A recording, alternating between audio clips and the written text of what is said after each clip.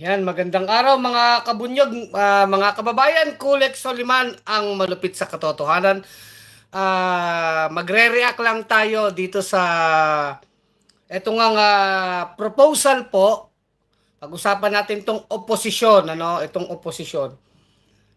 Itong proposal po ni dating Senador Antonio Trillanes, na ang sinasabi po ni Senador Trillanes ay makipagsanib puwersa itong totoong oposisyon sa pangunguna po ni Senadora Risa Hontiveros sa administrasyon ni Marcos para po sa 2025 election. Yan.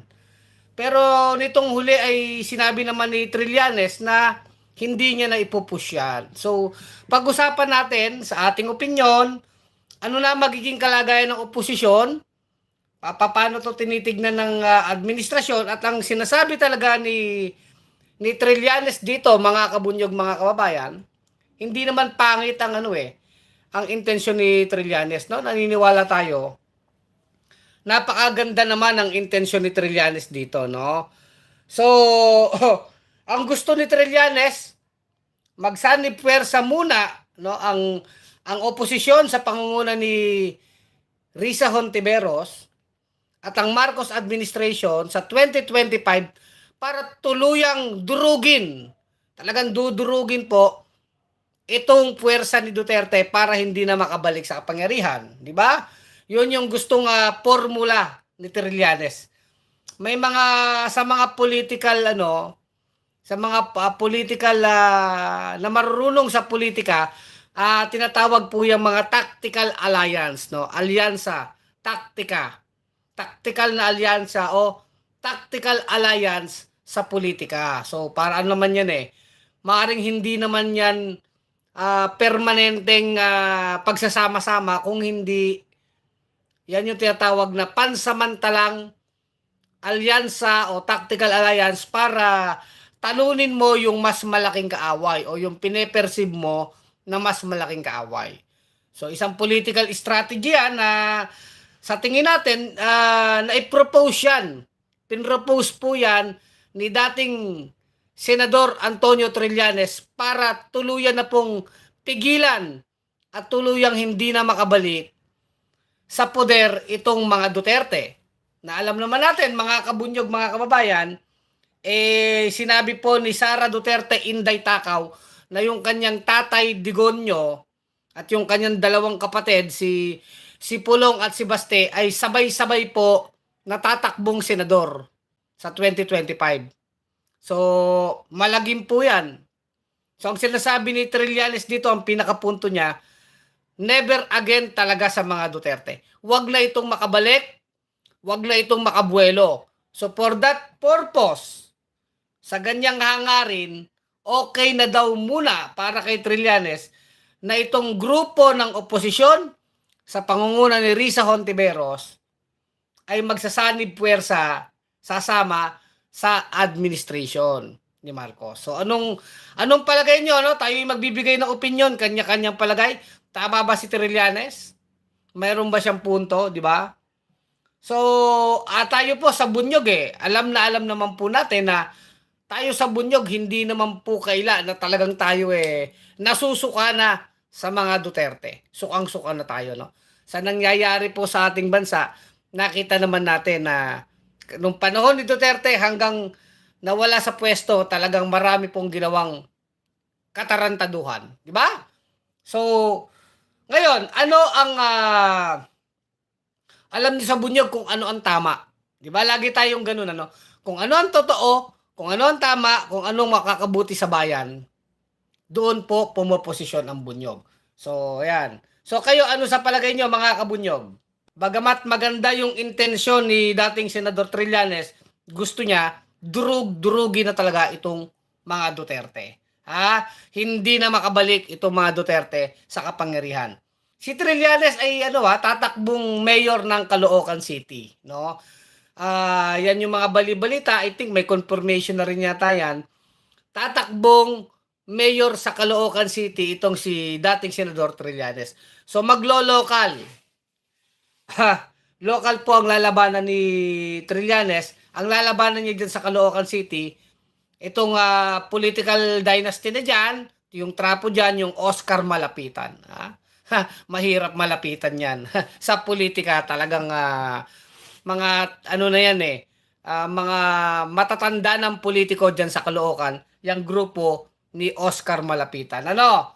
Pag-uusapan natin yan. Ano ba ang pananaw ng Bunyog dyan tungkol dito sa mga political positioning? Kasi alam nyo, malapit na ang eleksyon 2025 na. So, 11 months na lang. No? May next year, eleksyon na po. Pero wala pa naman presidential election next year. Local at senatorial election po yung magaganap next year. Ang presidential election, 2028. Okay? So, anong posisyon ng Bunyog dito? So, basically, ang sinasabi natin, doon tayo sa main principle ng Bunyog, kung ano yung mabuti para sa bayan. So, paano ba yung mabuti? Pag politika kasi maraming maraming analysis. At ako, nire-respeto ko yung desisyon ni Risa Hontiveros. Nire-respeto din natin yung pananaw ni Trillanes. Alam naman natin, pare-parehong mga solid opposition ito, mga matitinong tao ito, mga matitino ito So, kung meron man silang iba-ibang pananaw sa politika o sa taktika, strategy, pananaw nila yan. Pero hindi naman ibig sabihin, masama yung intensyon ng bawat isa. Hindi po. Si Trillanes kasi ang focus niya talaga, durugin na itong Duterte. Ako sang-ayon ng Bunyog doon talagang sa punto na dapat durugin itong mga Duterte, hindi na ito makabalik sa kapangyarihan, sobrang kakapalan ng mukha ng mga Duterte. Sang-ayon ng Bunyog talaga dyan na itong si Duterte talagang pinakasalot sa bayan. Isipin nyo, tatakbo pa yan, silang mag-aama, senador, isipin nyo ang disaster na mangyayari sa bayan. Kasi pag nakabalik ang mga Duterte, aalago na naman ang mga pogo, maghahari-harian na naman ang China, ngayon pa lang naghahari-harian ang China, lilitaw na naman si Kibuloy, tuloy na naman ang ligaya nila, mga malapar-mali na mga scam, di ba? Mga pangungurakot sa pera ng bayan. So anong bago? Walang bago kung hindi palala pa ng palala.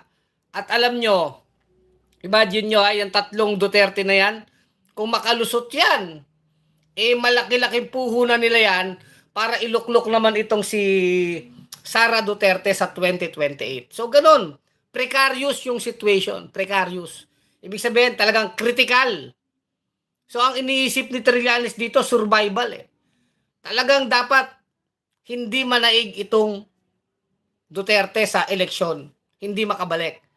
So parang kay Trillanes, ay okay na muna itong Marcos. Wag lang ang Duterte. Ang sabi ni Risa Hontiveros dito, hindi siya sang-ayon doon. Hindi niya yun sinasang-ayunan. Yung pagsasama po ng oposisyon, ng totoong oposisyon sa Marcos administration. Due to historical reason or issues. Diba? Siyempre, tayo sa Bunyog, hindi naman tayo maka-Marcos, hindi naman tayo maka-Duterte.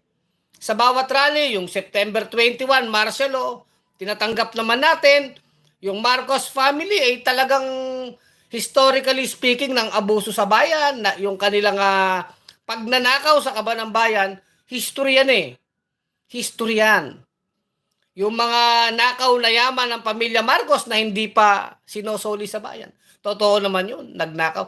In fact, si Imelda Marcos, meron yan guilt conviction sa Sandigan Bayan. 7 counts of graft. So, ang Bunyog man at ang parang sa posisyon ni Risa Hontiveros, hindi tayo pwedeng maging maka-Marcos. Dahil maraming issue kay Marcos na dapat sinisingil ng taong bayan. Marami silang kasalanan sa bayan. Kaya lang, ang sinasabi ni Trillanes dito, again, i-compare mo kay Duterte, mukhang mas okay nga itong si Marcos. As a whole, tingin ko ganun yung sinasabi ni Trillanes. Okay na to. Ngayon, sa Bunyog kasi makikita nyo, may mga issue, paliwanag ko may mga issue na sumasang-ayon tayo sa administrasyon ni Marcos. Issue. Basta sa tingin ng Bunyog tama, sinusuportahan natin. Hindi dahil sa tayo ay maka-Marcos. Hindi. Hindi tayo tumingin sa politiko o personalidad. Kung di, tinitignan natin yung issue kung tama o mali. Halimbawa, kasi pinagkukumpara natin ng Marcos at Duterte di ba? Yung issue ng foreign policy, si Duterte talagang sagad-sagad na tuta ng China. Talagang naghuda sa atin. Sa Marcos administration, nag-shift siya ng policy. Hindi siya naging maka-China. In fact, si Marcos nagpunta ng US. Naging mas hindi tututa ng China. At the same time, nagbukas siya sa US. So sa ganong shift sa policy, para sa bunyog, okay yun, ipagtanggol natin ang West Philippine Sea, singilin natin ang China, ipaglaban natin yung ating panalo sa arbitral ruling. Kasi yun ang tama it is the right thing to do. Ngayon, yung pagkampi ba ni Marcos sa US, ano bang sinasabi ng bunyog dyan? Ang sinasabi naman natin dyan, wag naman sagad-sagad na na to the point na hindi ka nga maka-China, magpapatuta ka naman sa US. Mali din yun Sa prinsipyo ng bunyog, hindi tayo dapat makadayuhan. Hindi maka-China, hindi maka-US, kung hindi maka-bayan. Kung ano yung interes ng bayan. Pero kung tutulungan tayo ng United States, kung tutulungan tayo ng Japan, ng Australia, i-welcome natin yon. Sa punto na dapat may limit yan. Hindi ko mo tinutulungan tayo, magpapakatuta tayo sa dayuhan. So, yun yung balanse.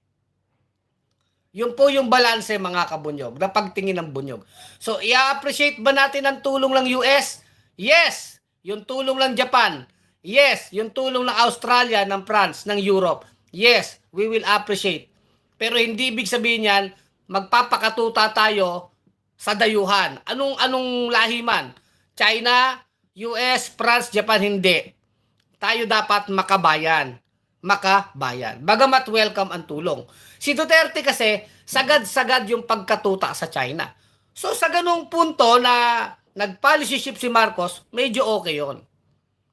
O yung pagpapalaya kay Laila de Lima, okay yon kasi nakita natin yung administrasyon ni Marcos, hindi naman talaga na makialam sa proseso ng hukuman. Kumpara mo kay Duterte, talagang garapalan kahit yung mga judge, makikita nyo. Napa-inhibit nga lang natin yan dahil ni Laila de Lima, dahil yung isang judge na humawak, abogado pala nung isang congressman. Yung congressman umali na mayapa na dyan sa Mindoro, na nagbastos kay Laila de Lima, di ba?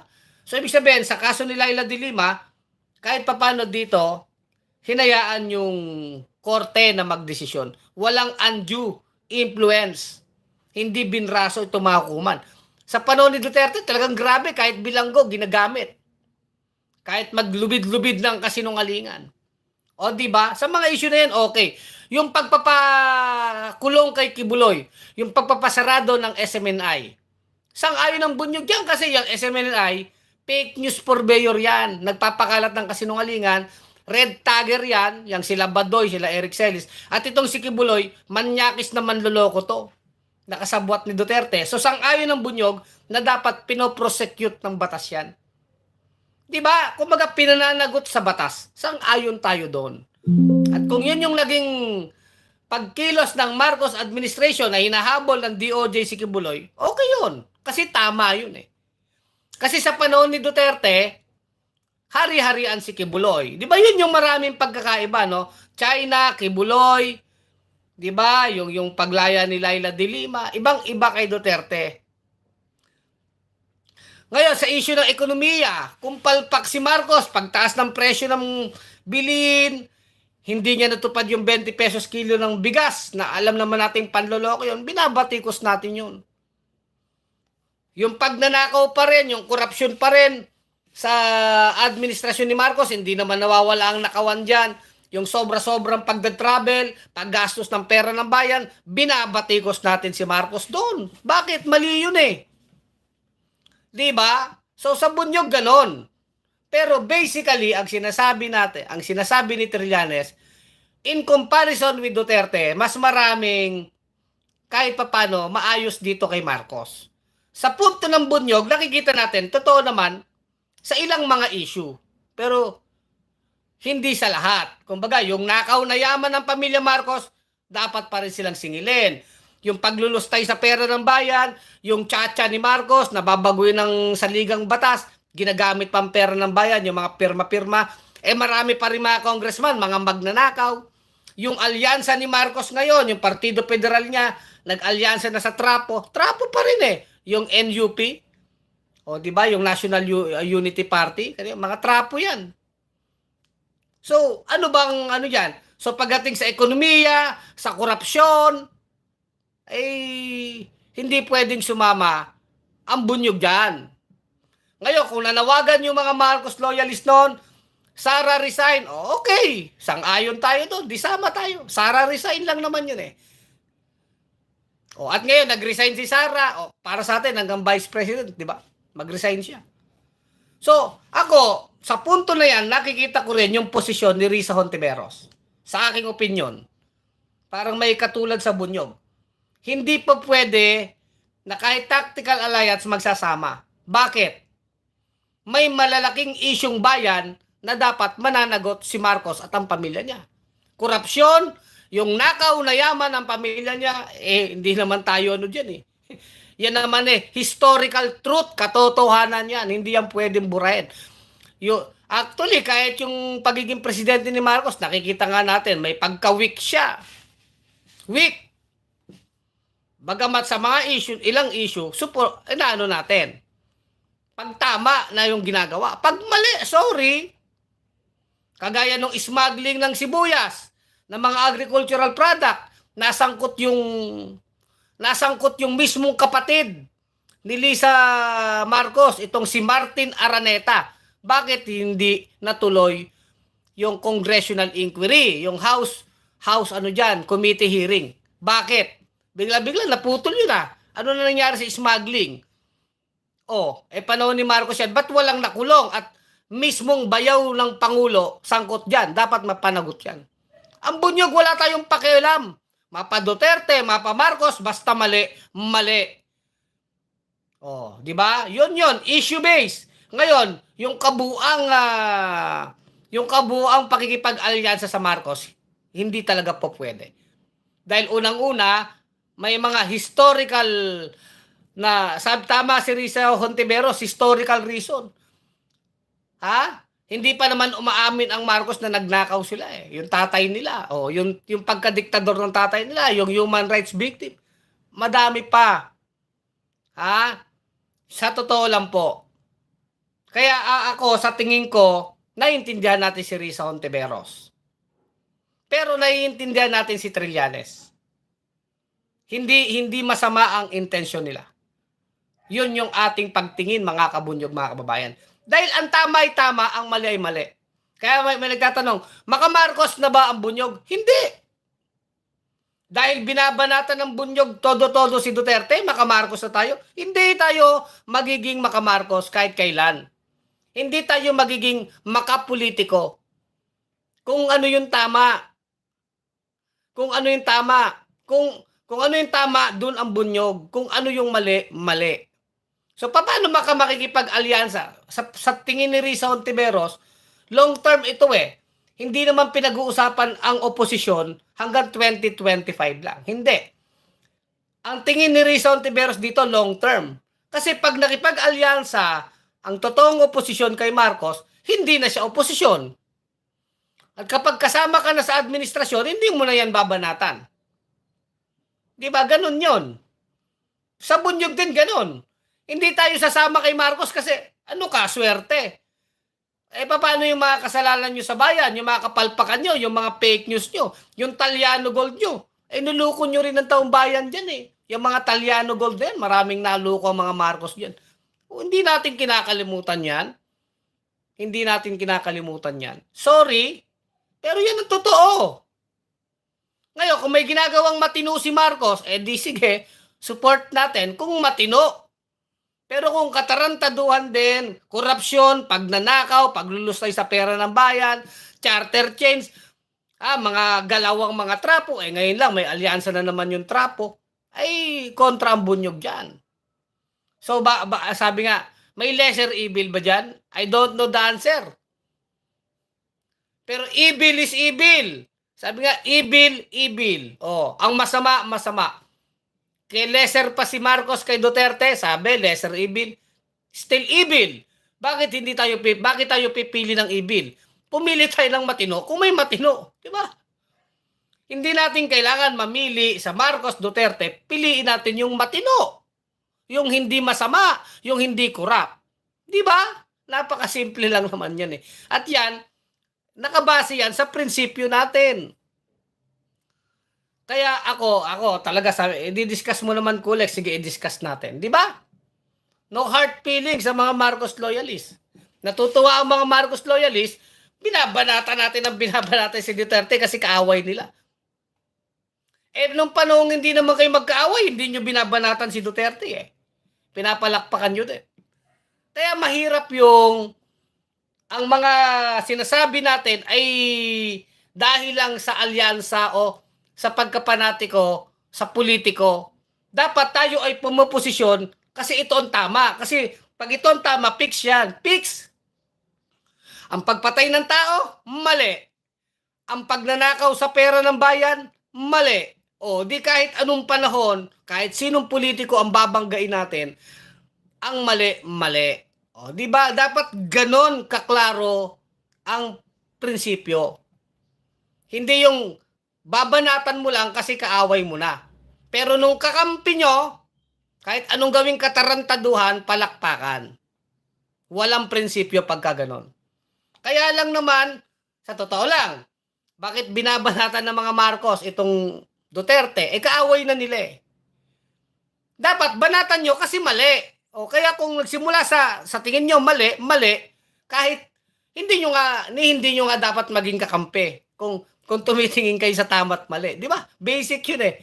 From the start, kung alam nyong masama yung ginagawang pagpatay ni Duterte, from the start, hindi mo yan kakampihan. Eh hindi naman gano'n ang politika ng mga trapo. Tignan nyo ngayon, yung Partido Federal ni Marcos, nakipag-alyansa na sa mga trapo, yung NUP. Dati yan, mga maka-Duterte yan eh. Ganun lang naman ang cycle ng politika. O, tignan nyo. Halimbawa, nung panahon ni Gloria, lahat maka-Gloria. O. Nung naupo na si Pinoy, lahat nagdilaw-dilaw na, nagliberal na. Itong mga trapo, o lahat maka-Pinoy na, mga nagdilaw-dilaw na yung t-shirt, naging dilawan ng mga politiko. Nung nawala na si Noynoy Aquino, yung letter L ng liberal, na dilaw ang damit, di ba yung mga politiko, nagbalimbing na, naging Duterte na, nagganyan na, Duterte na, strong tawag dito, tapang at malasakit, di ba? Nag-Duterte na yung mga dating nakadilaw. Ngayon, yung mga politiko na naganyan, wala na si Duterte, mabaho na si Canor, na nalantad na mga kabulukan ni Canor, mabaho na sa taong bayan. Ito mga politiko, nagmamarcos na sila. Kung si Lenny nanalo, di magaganyan yan, magkakakampings din yan. Si Marcos ang presidente, so yung ganyan na mga Duterte na politiko, nagmarcos. Ano prinsipyo dyan? Wala. Ang Bunyog consistent. Buhat ng tinatag ang Bunyog, kung ano yung tama, mali, mali. Simple. Hindi dahil maka-Aquino tayo, hindi dahil tayo maka-Lenny, hindi dahil maka-Marcos, maka-Duterte. Hindi. Bakit sinasabi? Puro kayo batikos kay Duterte Bunyog. Puro kayo batikos kay Duterte. Puro kagaguhan ng ginagawa. Pagpatay ng tao, pambabastos. May nakita ba kayong katinuan? Kasi mali.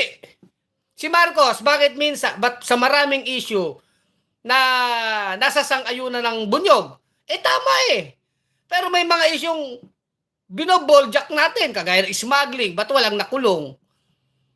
Yung na-booking na, yung kaya natanggal si Vic Rodriguez, yung tungkol sa sugar importation. Nagka-booking-bookingan pinirma ni Marcos. Doon pa lamang kaya nagkaiwa-hiwalay din yung ibang maka Marcos, lumaban na kay Marcos. Yung smuggling, yung 20 pesos kilo ng bigas, tuloy-tuloy pa rin pagtaas ng presyo ng bilihin. Di ba? Kapalpakan niya ng administrasyon. Yung sobra-sobrang travel, ginagastos ang pera. Oh. Mali yun. Yung ginagamit yung pera dahil sa tiyatya, pinipilit yung charter change nila Romualdez, papaboran yung mga politiko. Mali yun. So, mali. Banatan natin ang banatan. Oh, ngayon, masisisi ba natin si Senator Trillanes kung gigil na gigil kay Duterte na gustong durugin? Hindi ko rin masisi. Hindi naman natin sinisisi, naiintindihan natin. Kasi nga, sobrang demonyo naman talaga ng mga Duterte. Imagine niyo naman ang ginawa talaga sa bayan. Para kay Trillanes, durugin na talaga yung mga Duterte. And the only way, itong eleksyon na to, para kay Trillanes, magkampihan muna itong totoong oposisyon sa pangunguna ni Risa at itong puwersa ni Marcos. Tactical, tactical alliance ang tawag dyan. Kasi ang pinakamas malaking kaaway mo, itong si Duterte. Ang problema, sa tingin ni Risa, ako sa tingin ko din, hindi talaga pwede itong tactical alliance sa politika kasi may mga atraso sa bayan. Ang mga Marcos na dapat silang singilin. Hindi ba mga kabunyog, mga kababayan? Mahirap kaya sang-ayon tayo doon kay Risa Hontiveros. Tama yun eh. Siguro, sang-ayunan si Marcos sa mga issue na sa tingin natin, tama ang ginagawa niya. Kung pinapahuli niya si Kibuloy, di okay yun. Inaano niya? Pinaglalaban ni Marcos yung issue sa West Philippine Sea. Kumbaga, yung ating panalo sa United sa arbitral ruling, okay yun. Pero hindi lahat ng issue. Pero yung ekonomiya, yung korupsyon, nandiyan pa din sa panahon ni Marcos, hindi nawawala. Yung nakaw na yaman ng kanilang pamilya, yung historical revisionism, yung maraming panloloko sa bayan, binabago ang history, wag dapat idede na yun. Hindi pa pwede yun. Di ba? Kasi mali yun. Maliwanag po yan. So, hindi pwedeng maging maka-Marcos o maka-Duterte ang bunyog. Hindi. Tayo, kung ano yung tama, doon tayo. Yun po. Kung anong totoo, tanggapin natin yan.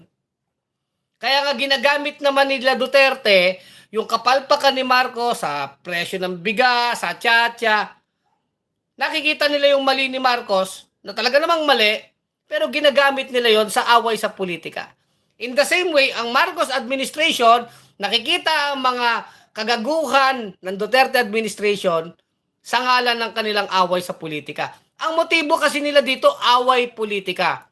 Ang bunyog, ang motibo ng bunyog, kung ano yung katotohanan at para sa bayan. Hindi away sa politika. Di ba mga kabunyog, mga kababayan? Maliwanag po yun eh. At saka, tignan natin, ang oposisyon, sabi ko nga, pag kumampiyan sa Marcos administration ngayon, hindi na sila oposisyon. Paano yung 2028? Mahirap naman. Kumbaga, ngayon nga, nakakabuelo si Risa Hontiveros. Mas nakikita ng tao, abay, magaling si Risa Hontiveros. Lutang na lutang yung pangalan ni Risa Hontiveros ngayon. Mula sa mga pag-iimbestiga niya dyan kay Kibuloy, na talagang binangga niya. Diba? Si Risa Hontiveros, grabe, binangga niya talaga si Kibuloy na napaka-impluensyang personalidad, kakampi nila Duterte. Hanggang dito sa issue ng Pogo, yung issue ni Mayora-in-Chief Alice Go, si Risa Hontiveros ang lahat ng nagpagod niyan. At nakita yan ng taong bayan, napakaganda ng buwelo ni Risa Hontiveros. At hindi naman ginagawa ni Risa Hontiveros yan dahil sa politika eh. Ginagawa niya yan kasi yan yung tama eh.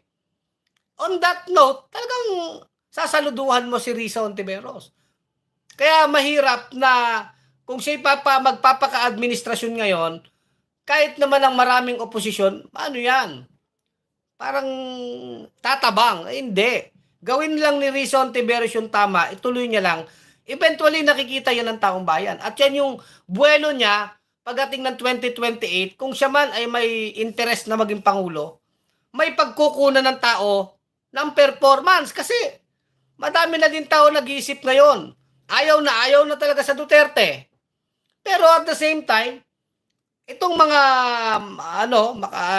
yung dating mga ibang mga Marcos, nakikita din ang kahinaan ng administrasyon, ayaw na rin sa mga Marcos.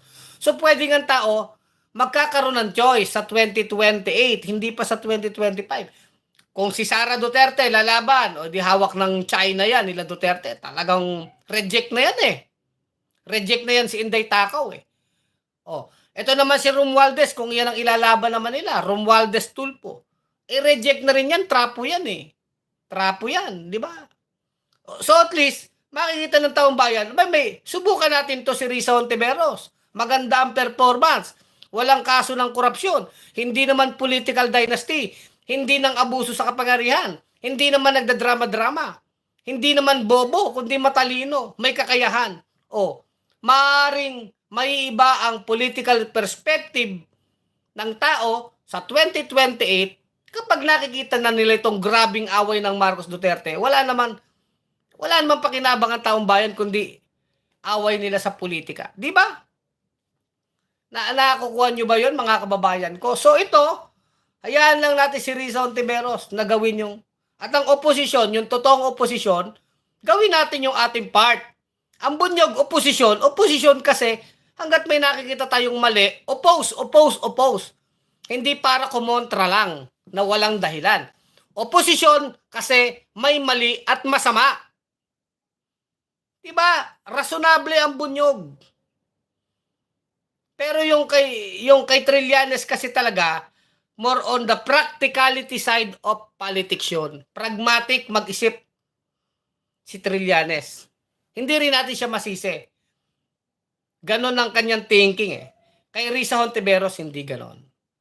Pero ako, ang sinasabi ko, pare-parehas namang matitinong mga tao ito. Si Sentry naman walang record ng korupsyon ito. Matinong tao ito. Si Risa Hontiveros, matinong leader ito. So, nagkakaiba-iba lang ng pananaw sa politika. Sa bunyog, tayo naman, wala pa naman tayong senador, wala pa naman tayong congressman. Kung sakali lalaban pa ang bunyog sa party list, at sinasabi lang natin, sa mga political positioning, hindi din talaga viable na ang oposisyon nakikisanib sa administrasyon. Kasi, kung ang oposisyon, yung totoong oposisyon, sasanib kay Marcos, hindi na siya oposisyon. So, mababantilawan yung 2028. Kung ahangad ng true opposition, ay makapwesto tayo sa hinaharap. Diba? Yung kay Trillanes kasi, tactical lang for 2025 eh. Talagang durugin lang si Duterte kasi nakaamba talaga sila eh. At syempre, alam ni Trillanes, magpo-full force ang mga Duterte dahil alam nila, survival ng mga Duterte yan. Alam yan ni Trillanes at alam ng mga Duterte, kailangan nilang makasurvive sa 2025. May ICC, si Kibuloy pinaghahanap ng batas, diba? Dinudurog sila ng Marcos administration. So survival ito, kaya yung garapalan na tatlong mag-aama, tatakbo yan.